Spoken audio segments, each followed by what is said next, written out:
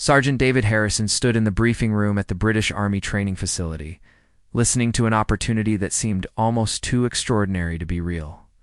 His commanding officer, Major Phillips, had just informed him that he had been selected to participate in an international military exchange program with the Israeli Defense Forces, but this was not a typical exchange. David would be taking the same combat readiness test that elite IDF units use to assess their soldiers. A grueling evaluation that had a reputation for breaking even the most experienced warriors. David was 28 years old and had served as a Royal Guard for 4 years. Before that, he had completed 2 deployments with the Parachute Regiment. Seeing action in difficult conditions that had tested both his physical abilities and mental strength, he was not someone who backed down from challenges. His fellow soldiers knew him as steady, reliable, and surprisingly tough, despite his calm demeanor. But the IDF combat test was something different entirely. He had heard stories about it from other soldiers, who had witnessed it during joint training exercises. The test was designed by the Israeli military to push soldiers beyond their perceived limits. Israel, a small nation surrounded by potential threats, needed warriors who could perform under the most extreme conditions. Their testing protocols reflected this reality. The evaluation combined physical endurance, tactical decision-making, weapons proficiency, hand-to-hand combat, and psychological resilience into a single continuous assessment that could last anywhere from 18 to 36 hours. Soldiers were given minimal rest, constantly challenged with new scenarios, and pushed until their bodies and minds reached the breaking point. Major Phillips explained that the exchange program was part of a broader initiative to strengthen military cooperation between Britain and Israel. Only 6 British soldiers had been selected from across all branches of service. David was the only one from the Household Division, the ceremonial units that included the Royal Guards. The Major made it clear that this was both an honor and a significant responsibility. David would be representing not just himself, but the entire regiment. The perception was that guards were primarily ceremonial soldiers, trained more in pageantry than combat. This was a chance to prove otherwise. David felt a mixture of excitement and nervous anticipation. He knew what people thought about the Royal Guards. Tourists saw the red uniforms and bearskin hats and assumed it was all for show. They did not understand that every guard was a fully trained infantry soldier, selected from combat regiments and put through rigorous screening. The ceremonial duties were added on top of their military training, not instead of it. But the stereotype persisted, and David had felt its sting more than once during interactions with soldiers from other units, who questioned whether guards were real fighters. The preparation period was intensive. David had 3 months before he would fly to Israel for the exchange program. He increased his training regimen significantly, waking up at 4 in the morning to run 10 kilometers before his regular duties began. He spent his lunch breaks in the gym, focusing on functional strength rather than appearance. In the evenings, he worked on combat drills, reviewed tactical scenarios, and studied Hebrew military terminology that he might encounter during the test. His wife Rachel watched with a mixture of pride and concern as he pushed himself harder than she had ever seen. Rachel understood the military life. Being the daughter of a former Royal Marine, she knew what it meant when David set his mind on something new, that he would give everything he had to succeed. But she also worried about the toll it might take. She had seen him come back from deployments changed, carrying weights that he tried to hide from her. This felt different, though. This was not about survival in hostile territory, but about proving something, about challenging perceptions and demonstrating capabilities. She supported him fully, making sure he ate properly, got enough sleep despite his early mornings, and had a stable home to return to after exhausting training sessions. David also sought advice from soldiers who had experience with Israeli military culture. He spoke with a liaison officer who had spent 2 years working with the IDF, learning about their training philosophy and what they valued in soldiers. The officer told him that the Israelis respected competence above all else, that they had no patience for ego or posturing, but would embrace anyone who demonstrated genuine skill and determination. He also warned David that the culture was more direct and less formal than the British military. That rank meant less than capability, and that he should be prepared for brutal honesty about his performance. As the departure date approached, David noticed changes in how his fellow guards treated him. Some were supportive and encouraging, proud that one of their own had been selected for such a prestigious opportunity. Others seemed skeptical or even resentful, questioning why he had been chosen or suggesting that he was abandoning his duties for personal glory. David tried not to let the negative comments affect him, but they stung nonetheless. He reminded himself that this was not about proving anything to his critics, but about testing himself against the highest standards and bringing back knowledge that could benefit everyone. The flight to Tel Aviv felt surreal. David sat in the commercial aircraft wearing civilian clothes, surrounded by families and business travelers who had no idea that the quiet man in seat 23B was about to attempt one of the most challenging military assessments in the world. He thought about his grandfather, who had fought in World War II, and wondered what the old man would have thought about this opportunity. His grandfather had always told him that a soldier's worth was not measured by the uniform he wore, the medals on his chest, but by what he did when everything was on the line and no one was watching. When David arrived in Israel, he was met at the airport by Captain Yael Cohen, an IDF officer, who would be his liaison during the exchange program. She was in her early 30s, with the lean, efficient look of someone who spent more time in the field than behind a desk. She greeted him with a firm handshake and a direct gaze that seemed to assess everything about him in seconds. As they drove to the training facility, she explained what the next few days would entail. First, there would be an orientation period, where he would familiarize himself with IDF equipment and procedures. Then he would undergo medical screening to ensure he was fit for the test. Finally, if everything checked out, he would begin the combat assessment alongside a group of Israeli soldiers, who were being evaluated for Special Forces selection. The training facility was located in the Negev desert, far from major cities and civilian populations. The landscape was harsh and unforgiving, with rocky terrain, extreme temperature variations, and virtually no shade. Captain Cohen explained that the environment was deliberately chosen because it added another layer of difficulty to an already brutal test. Soldiers had to manage not just the physical and mental challenges of the assessment itself, but also the constant stress of heat, dehydration, and exposure. David looked out at the barren landscape and felt his determination harden. This was exactly the kind of challenge he had been seeking. The orientation period was both educational and humbling. David quickly realized that despite his years of military experience, there was much about the IDF's approach that differed from British doctrine. The Israeli soldiers moved with a particular efficiency and directness that came from being a nation in a constant state of readiness. Their training emphasized improvisation and adaptability, recognizing that battles rarely followed planned scenarios. David spent hours learning to use Israeli weapons systems, familiarizing himself with the Taver rifle and different equipment configurations than what he was accustomed to with British arms. What struck David most was the informality. Combined with absolute professionalism, Israeli soldiers called their officers by first names and challenged orders they disagreed with, something that would be unthinkable in the British Army's more rigid hierarchy. Yet when it came to executing missions or completing tasks, they performed with precision and dedication that matched or exceeded anything David had seen. Captain Cohen explained that this culture came from necessity. Israel could not afford the luxury of soldiers who blindly followed orders without thinking. Every person needed to be able to lead and make decisions because in combat, circumstances changed rapidly and communication often failed. The medical screening was thorough and somewhat intimidating. Military doctors examined every aspect of David's physical condition, from cardiovascular fitness to joint stability to psychological baseline. They drew blood, conducted stress tests, and asked detailed questions about his medical history.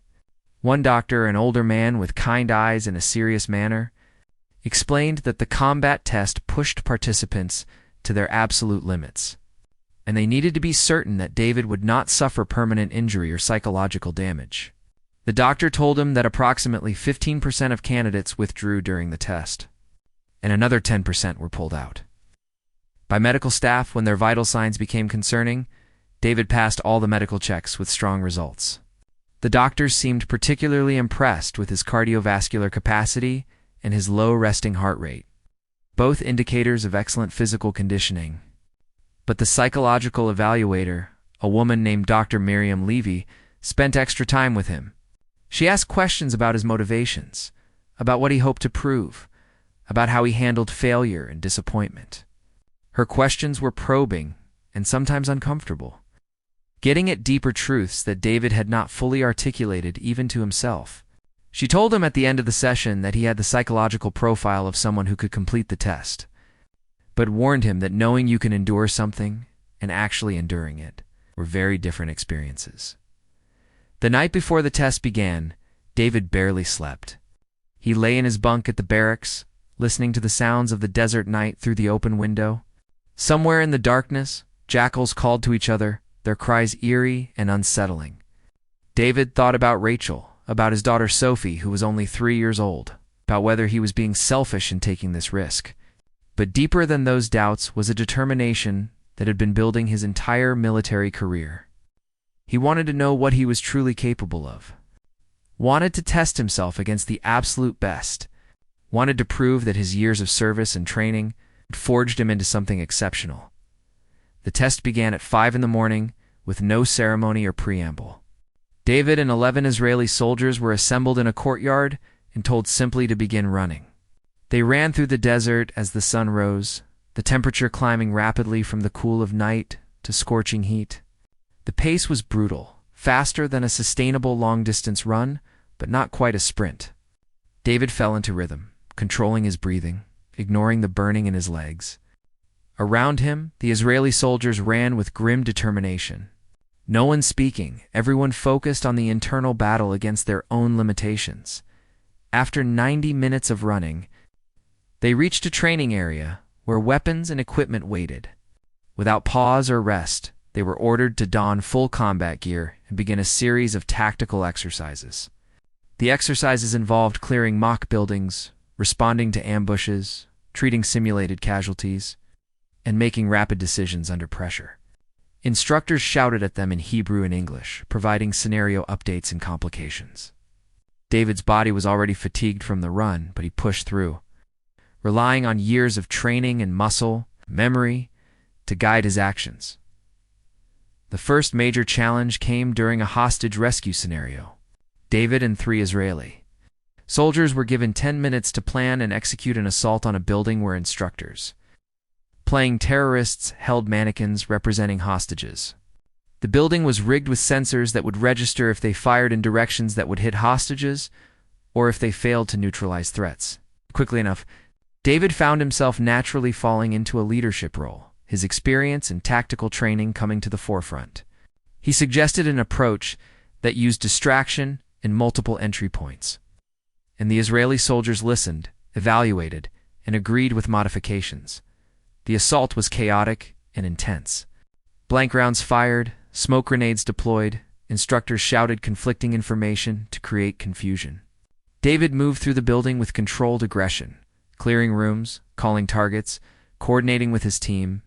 They completed the scenario successfully, all threats neutralized and all hostages safe, according to the sensor readings.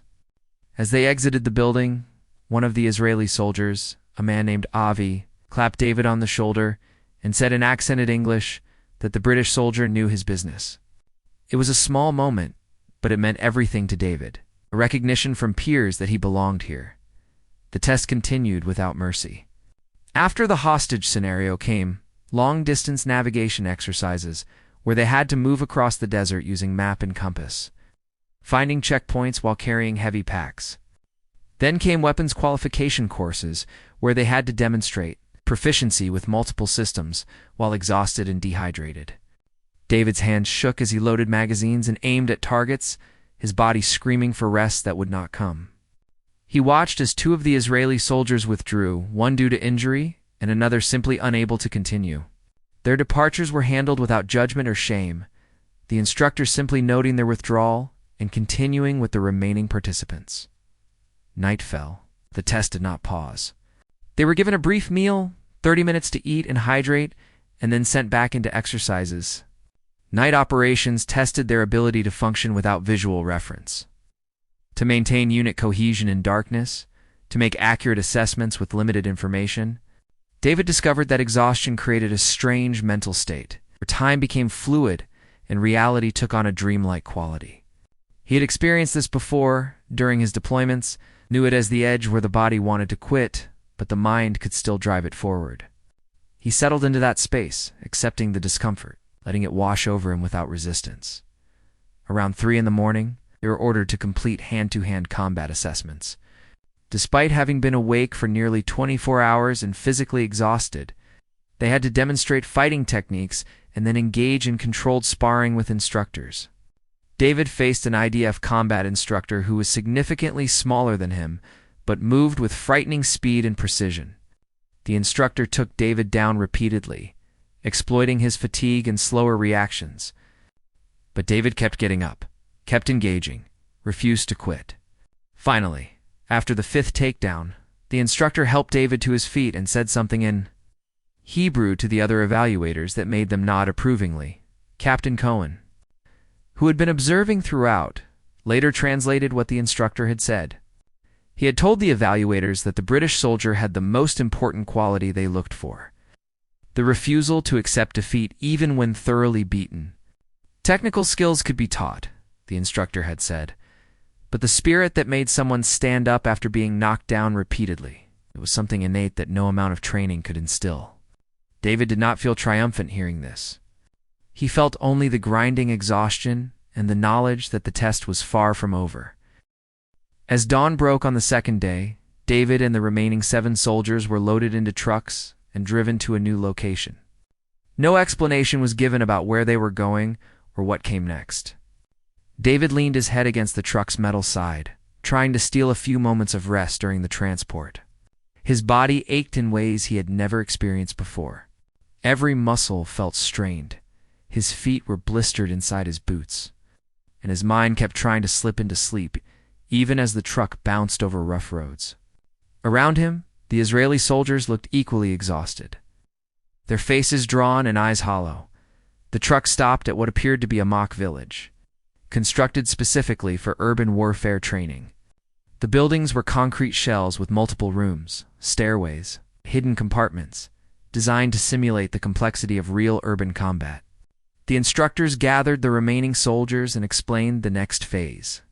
They would be divided into 2 teams and would spend the next 12 hours conducting continuous urban operations, alternating between offensive and defensive scenarios. There would be no breaks except for brief periods to drink water and consume energy bars. David found himself on a team with 3 Israeli soldiers named Avi, Yonatan, and Dalia.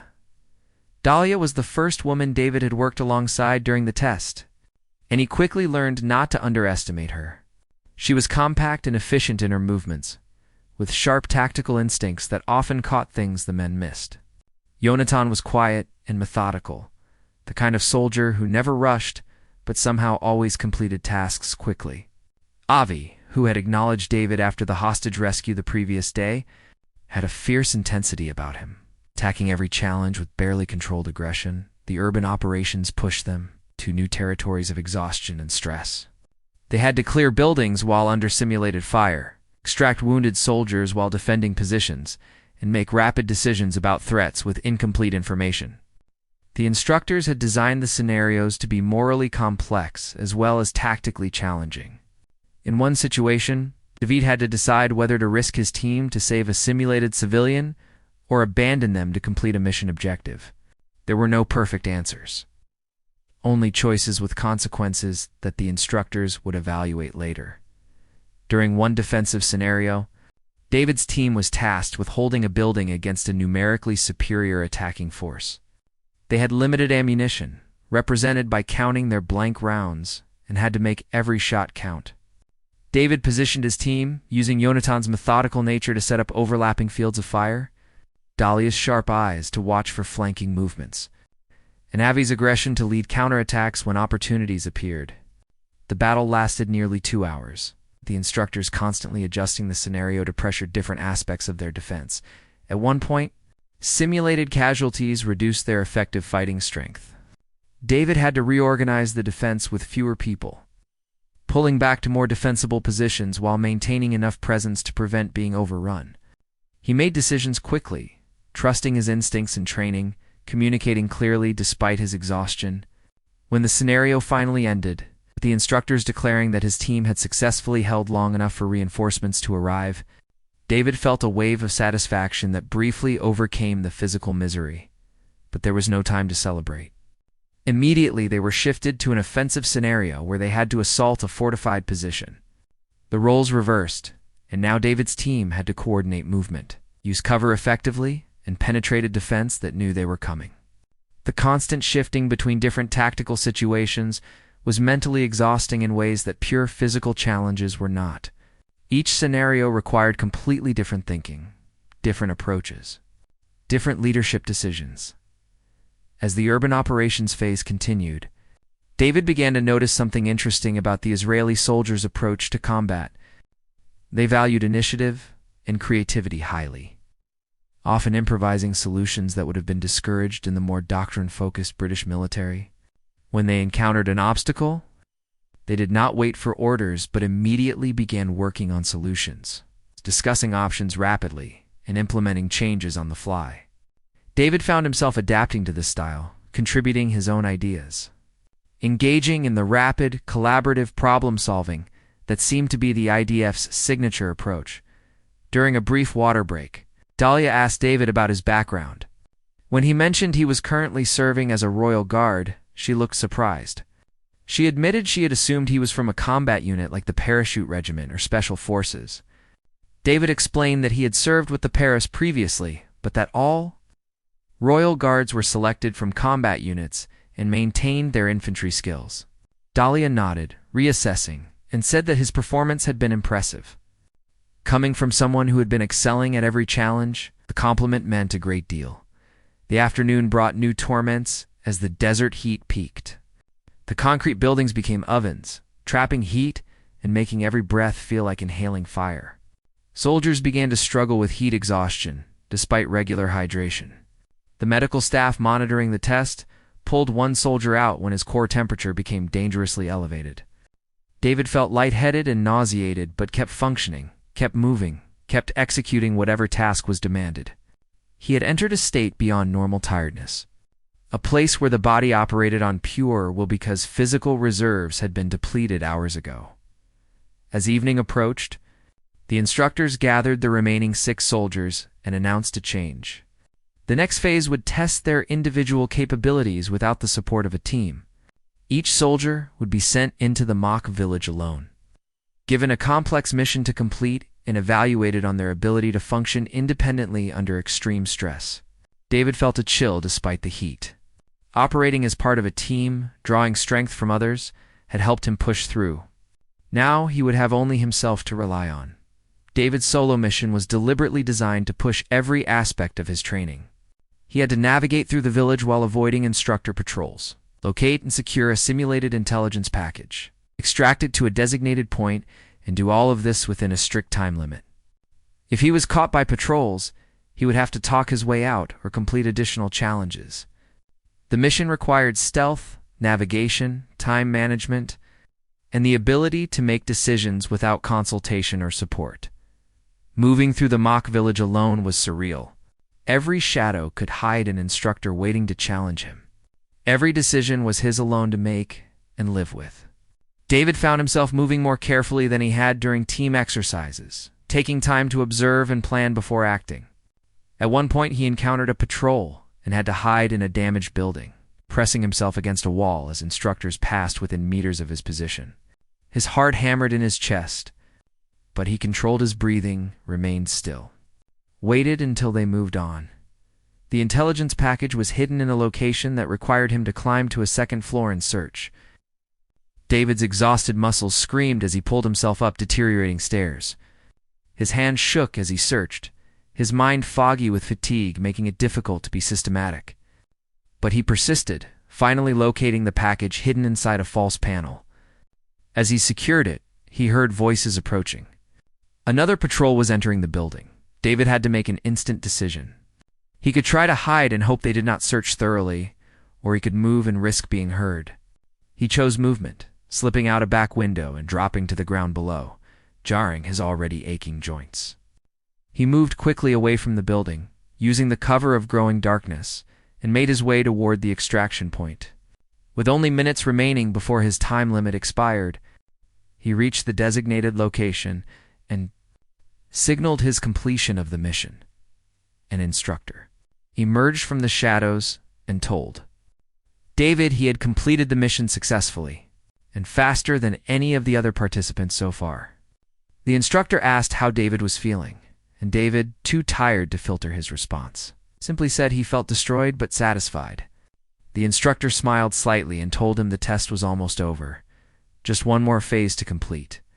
David wanted to ask what that phase involved, but was too exhausted to form the question. He simply nodded and waited for whatever came next.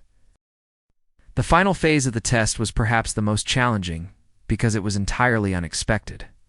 The 6 remaining soldiers were brought together again and loaded into a vehicle with blacked-out windows. They drove for what felt like an hour, though David's distorted sense of time made it impossible to be certain.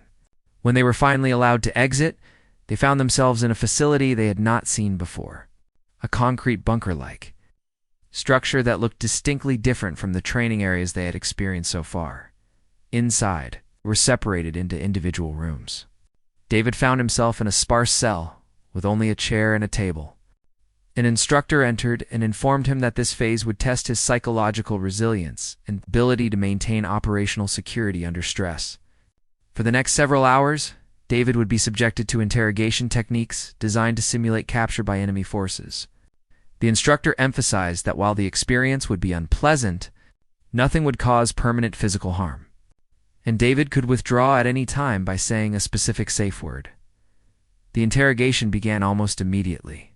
Instructors took turns questioning David, using a combination of techniques meant to disorient and break down resistance. They asked about his unit, his mission, his family, his weaknesses and fears. The questions came rapid fire, giving him no time to think or compose careful responses. When his answers were deemed unsatisfactory, they would shout or slam hands on the table. The room's temperature was lowered significantly, and David, still in sweat-soaked clothing from the desert heat, began to shiver uncontrollably. Hours passed in a blur of questions, accusations, and psychological pressure. The interrogators were skilled at finding sensitive topics and exploiting them. They brought up his family, suggesting that his absence was harming his daughter, that his wife resented his military service, that he was being selfish pursuing this test. David knew intellectually that these were tactics designed to create emotional responses that would make him more vulnerable. But knowing something intellectually and maintaining emotional control under extreme fatigue and stress were different things entirely at one point. The interrogators changed tactics completely. They became friendly, offering David warm clothing, hot food, and rest if he would just cooperate and answer some simple questions. The sudden shift from hostility to kindness was jarring and in some ways more difficult to resist than the aggression had been. David wanted desperately to accept the offered comforts, to end the discomfort and exhaustion, but he remembered his training, recognized the technique, and maintained his resistance, providing only the basic information that a prisoner of war is required to give. The psychological pressure continued relentlessly. The interrogators brought in photos they claimed were of his family, but David could not focus his exhausted eyes enough to determine if they were genuine. They told him that his commanding officers back in Britain had been contacted and were disappointed in his performance, that he was embarrassing his unit and his country. Every insecurity David had ever felt about his capabilities, about being a royal guard in a world that did not take ceremonial soldiers seriously, was brought up and weaponized against him. David reached a point where he was not certain what was real anymore. The exhaustion, the psychological pressure, the sensory manipulation, all combined to create a state where he felt disconnected from himself, operating on autopilot while his conscious mind retreated to some protected space inside. He had heard other soldiers describe this feeling. It's a dissociative state that the mind creates to protect itself from unbearable stress. He simply endured, giving nothing more than name, rank, and service number. refusing to engage with the emotional manipulation, no matter how appealing or threatening it became. Finally, after what felt like an eternity, but was actually about 6 hours, the interrogation ended. An instructor David had not seen before entered the room, his manner completely different from the interrogators. He told David that the test was complete, that he had performed exceptionally well, and that he should be proud of what he had accomplished. The words barely registered in David's exhausted mind. He was escorted to a barracks area where the other 5 soldiers who had completed the test were waiting. All of them looking as destroyed as David felt. They were given time to shower, provided with hot meals, and allowed to sleep. David barely remembered eating or making it to a bed. He simply collapsed and fell into a deep, dreamless sleep that lasted nearly 14 hours. When he finally woke, his body felt like it had been broken and poorly reassembled. Every movement brought new discoveries of aches and pains. But beneath the physical discomfort was a profound sense of accomplishment. He had completed the test. He had proven, at least to himself, that he belonged among elite warriors. The debriefing process took place over the next 2 days. Instructors reviewed each soldier's performance across all phases of the test, providing detailed feedback on strengths and areas for improvement. When David's turn came, he sat across from 3 senior IDF officers who had been evaluating the test participants. They began by acknowledging that, as the only non-Israeli, and the only soldier from a ceremonial unit to complete the test that year, David's achievement was particularly noteworthy. The lead evaluator, a colonel with gray hair and intense eyes, went through David's performance phase by phase. He praised David's tactical decision-making during team exercises, noting that his ability to assess situations quickly and communicate clearly had been evident throughout. He commented favorably on David's performance during solo operations, saying that his completion time and successful mission execution had been among the best they had seen. The physical endurance components had been solid, the colonel said, though David's hand-to-hand combat skills could use refinement, something the evaluator noted with a slight smile. Acknowledging that the British soldier had been thoroughly outmatched by IDF combat instructors, but what had most impressed the evaluators, the colonel explained, was David's performance during the psychological resistance phase. Many soldiers, he said, even very capable ones, struggled with that portion of the test because it attacked in ways that physical training could not prepare them for. David had maintained his composure and operational security throughout, providing nothing beyond basic information despite hours of sophisticated interrogation techniques. The colonel said this demonstrated the kind of mental toughness that could not be taught, only discovered through testing. Captain Cohen, who had been David's liaison throughout the exchange, added her own observations. She noted that David had adapted quickly to IDF methods and culture, had earned genuine respect from Israeli soldiers who initially had doubts about a ceremonial guard's capabilities, and had represented both himself and the British military with distinction. She said that several of the Israeli soldiers who had trained alongside David had specifically commented on his professionalism and competence, high praise in a military culture known for being brutally honest in its assessments. The formal evaluation concluded, with the colonel presenting David with a certificate of completion and a unit patch from the IDF Training Command. The colonel explained that very few foreign soldiers had ever completed this particular test, and David's achievement would be noted in both IDF and British military records. But more valuable than any certificate, the colonel said, was the knowledge David had gained about his own capabilities and the relationships he had built with Israeli soldiers. These connections and this mutual respect between militaries, the colonel emphasized, were the true purpose of exchange programs. That evening, there was an informal gathering at the training facility where the soldiers who had completed the test shared a meal together. The atmosphere was relaxed and celebratory, a stark contrast to the intensity of the previous days. David found himself laughing and talking with Avi, Yonatan, and Dahlia, sharing stories about their respective military experiences and discussing the challenges they had faced during the test. Dahlia asked David about life as a Royal Guard, genuinely curious about the ceremonial duties and how they balanced with maintaining combat readiness. David explained the unique nature of his role.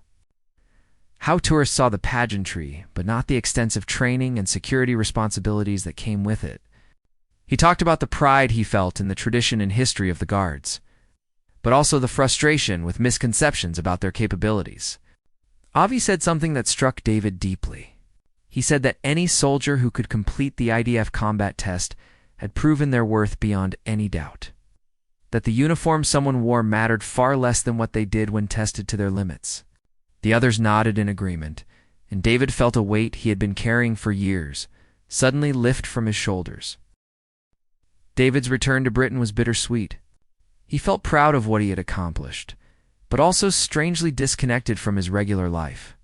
The intensity of the test had created a bond with the soldiers he had trained alongside, and leaving them felt like abandoning brothers and sisters in arms. On the flight back to London, David found himself thinking about the experience constantly, replaying moments, analyzing decisions he had made, and marveling at how much he had learned in such a compressed period of time.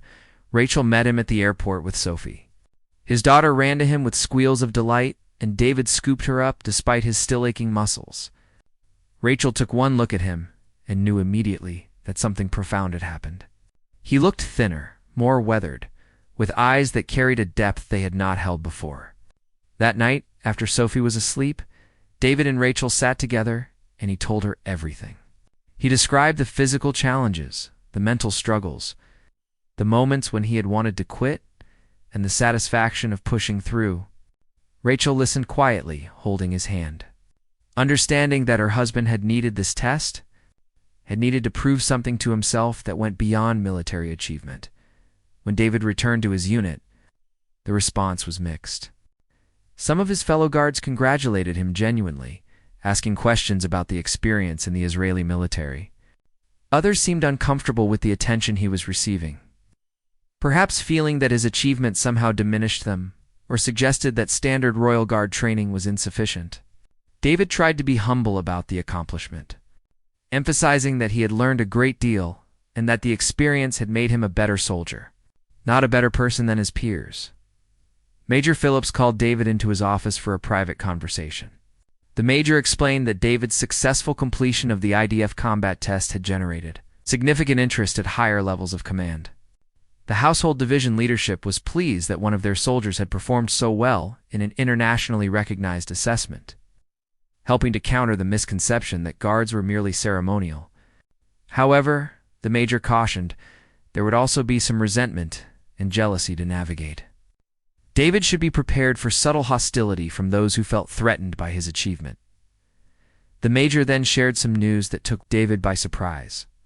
Based on his performance in Israel and the glowing reports from IDF instructors, David was being considered for a position with the training cadre, where he could help develop combat readiness programs for the Guards and share the knowledge he had gained. It would mean stepping away from ceremonial duties and focusing entirely on training and tactics. The Major asked David to think about it carefully, as it would represent a significant shift in his career path. David did think about it, discussing it at length with Rachel. The opportunity was appealing in many ways. He could use what he had learned to make other soldiers better, could help ensure that Guards maintained the highest levels of combat proficiency alongside their ceremonial duties. But it would also mean giving up something he had worked hard to achieve: the honor of standing guard at royal residences and participating in state ceremonies. Rachel, as always, told him to follow his instincts, that she would support whatever decision he made. Before David could make a final decision, he received an unexpected communication. Captain Cohen sent him an email explaining that the IDF was planning to produce a training video about the combat test for internal use and for sharing with allied militaries. They wanted to feature David's participation as an example of successful international cooperation and cross-training. Would he be willing to participate in interviews and allow his test footage to be used? David felt honored by the request and agreed immediately, not fully understanding the impact this decision would have. When the training video was completed and shared with allied militaries, David's performance received attention far beyond what he had anticipated. Military publications in Britain and other NATO countries featured articles about the Royal Guard, who had excelled at one of the world's toughest combat tests. The story captured people's imagination precisely because it challenged assumptions. Here was a soldier in a red tunic and bearskin hat, associated with tourist photographs and ceremonial pageantry, who had proven himself against standards designed for special operations forces. The media attention brought both positive and negative consequences. David found himself invited to speak at military academies and training centers, sharing insights from his experience. Young soldiers approached him with newfound respect, asking advice about training and career development, but the attention also created tension within his unit. Some fellow guards felt that David was showboating or seeking glory at the expense of the unit's collective identity. A few senior non-commissioned officers made pointed comments about soldiers who put personal achievement ahead of regimental loyalty. David struggled with this dynamic.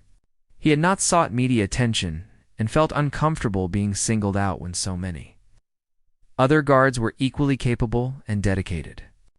He made a point of deflecting praise, always emphasizing that his success was built on training he had received from the regiment and from fellow soldiers who had taught him over the years.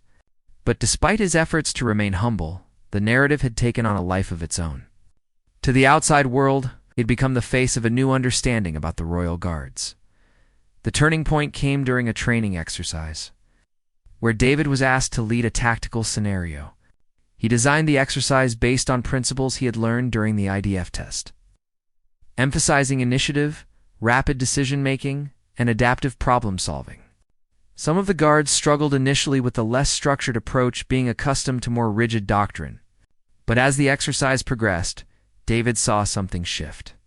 Soldiers began taking ownership of problems, communicating more effectively, and finding creative solutions. By the end, even those who had been skeptical were engaged and energized.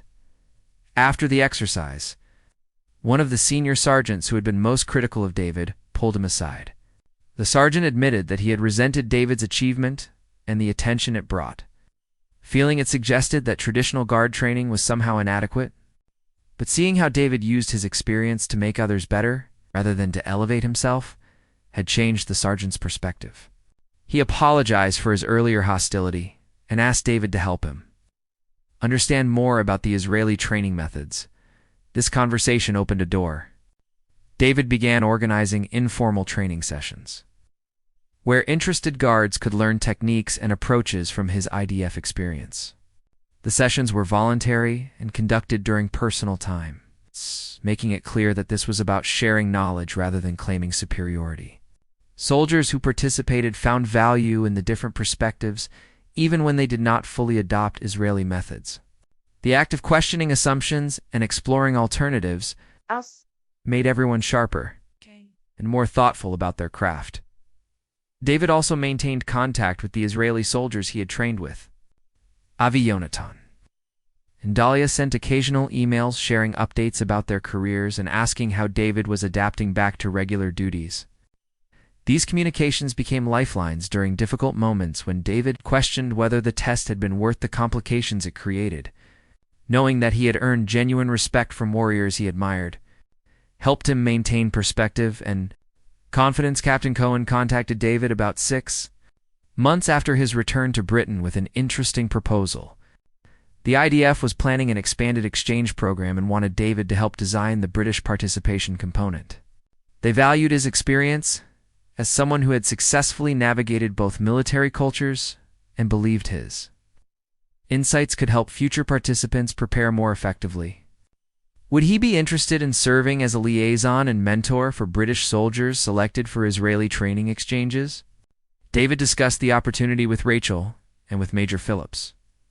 It would mean additional responsibilities and time away from family for coordination meetings and preparation sessions. But it also represented a chance to build something lasting from his experience, to create pathways for other soldiers to have similar opportunities for growth and cross-cultural learning. Both Rachel and the Major encouraged him to accept, recognizing that this was exactly the kind of work David was meant to do. As David took on this new role, he found himself thinking differently about his career and his identity as a soldier. He had spent years trying to prove that Royal Guards were legitimate warriors, feeling defensive about misconceptions and stereotypes. The IDF test had given him the validation he sought, but more importantly, it had taught him that proving something to others mattered, less than knowing his own capabilities and using them to serve a larger purpose. The uniform he wore, whether red tunic or combat fatigues, was less important than the values he brought to the work and the positive impact he could have on others. The exchange program grew and flourished under David's involvement. Over the next 2 years, 15 more British soldiers participated in IDF training, including 3 other Royal Guards. Each brought back knowledge and perspectives that enriched their units. David took pride in helping these soldiers prepare, sharing honest assessments of the challenges they would face and practical advice for success. He also helped foster ongoing relationships between British and Israeli military units, facilitating joint training exercises and knowledge sharing. One particular moment stood out during this period. A young guard named Thomas, barely 22 years old and relatively new to the regiment, was selected for an IDF exchange. Thomas was talented but lacked confidence, constantly questioning whether he deserved the opportunity. David worked closely with him during the preparation period, sharing not just physical training tips, but also the mental strategies that had helped him endure. When Thomas successfully completed the Israeli combat test and returned beaming with accomplishment, David felt a satisfaction that exceeded what he had experienced from his own achievement. The relationships David had built extended beyond individual soldiers to institutional connections. British and Israeli training officers began consulting regularly, sharing curriculum developments and best practices. Some Israeli methods were adapted for British use, while Israeli instructors expressed interest in certain aspects of British military tradition and discipline. The exchange became truly bidirectional, with both militaries learning from each other and growing stronger through the collaboration. David's daughter Sophie grew up hearing stories about her father's time in Israel, though he carefully edited them to be age-appropriate. She developed a fascination with different cultures and languages, starting to learn Hebrew from online resources because she wanted to understand the words her father occasionally used when talking with his Israeli colleagues. Rachel joked that David's test had not only changed his career, but had somehow expanded their entire family's worldview, opening them to perspectives and connections they never would have encountered otherwise. 5 years after, David had taken the IDF combat test. He found himself back in Israel, but this time in a very different capacity. He had been promoted to warrant officer and was leading a delegation of British military trainers for a joint exercise with IDF forces, standing on the same desert training ground where he had once struggled through the toughest challenge of his life. David felt a profound sense of how much had changed, both in his career and in himself. The joint exercise brought together soldiers from multiple nations, all learning from each other's expertise and approaches. David watched as British guards worked alongside Israeli infantry, American Marines, and soldiers from several European nations.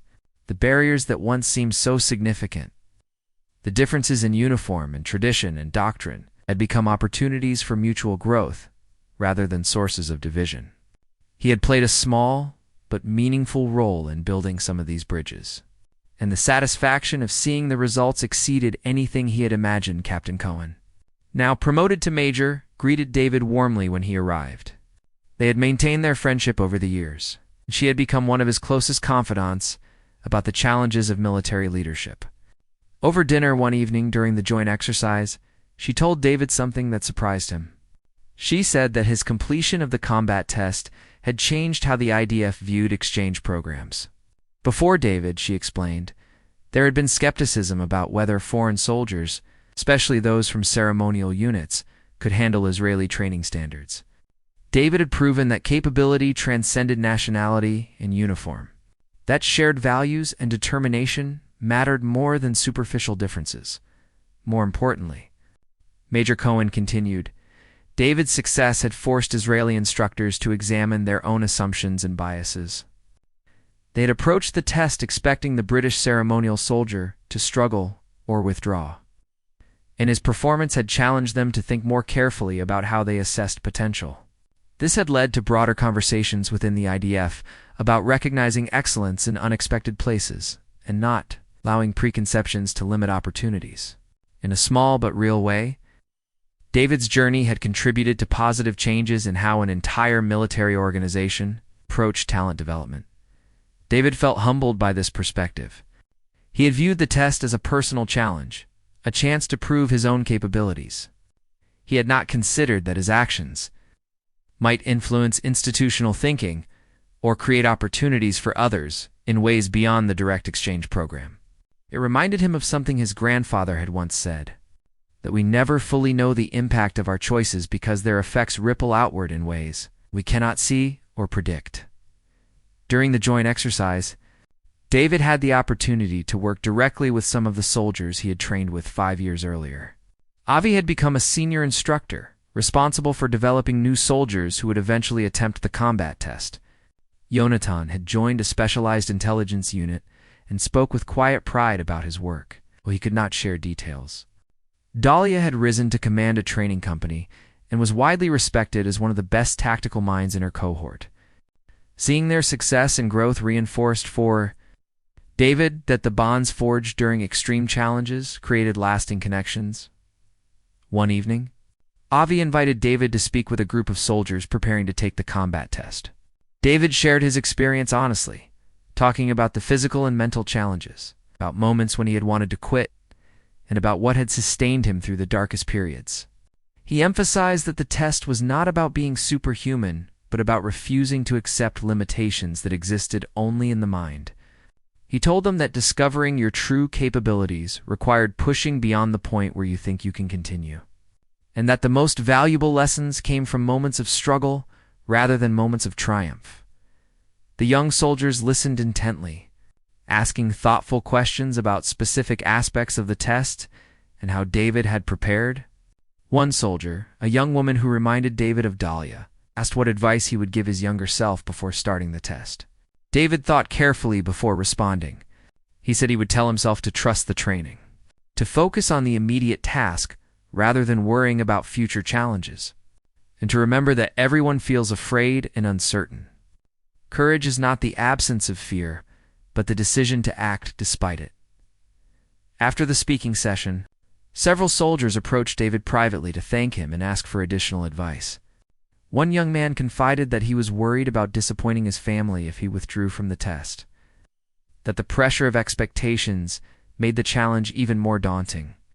David shared his own experience with that pressure, how he had felt he was representing not just himself, but his entire regiment and country.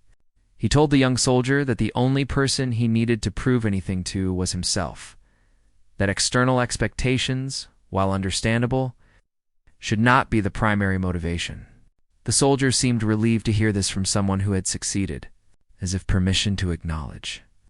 The pressure made it more manageable. David's time in Israel for the joint exercise passed quickly, filled with training activities, planning meetings, and informal gatherings that strengthened relationships between the participating militaries. On his last evening, Major Cohen organized a small dinner with the soldiers David had trained alongside 5 years earlier. They shared memories, laughed about moments of suffering that now seemed almost humorous in retrospect, and toasted to friendship and mutual respect. Avi gave David a gift, a small stone from the desert training ground, saying it was a reminder that what seems barren and hostile can also be where we discover our greatest strength. The flight back to Britain gave David's time to reflect on how profoundly his life had changed since taking the IDF test.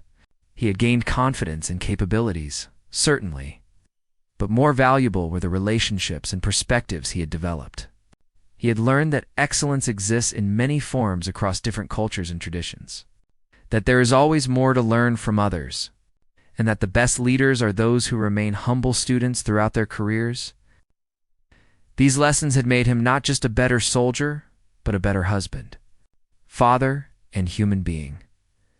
When David returned home, Sophie, now 8 years old, asked him about his trip with the curiosity that had become her trademark.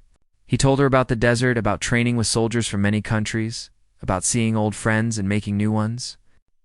She asked if he was still the toughest soldier in the British Army, a notion she had somehow developed despite David's best efforts to discourage such thinking.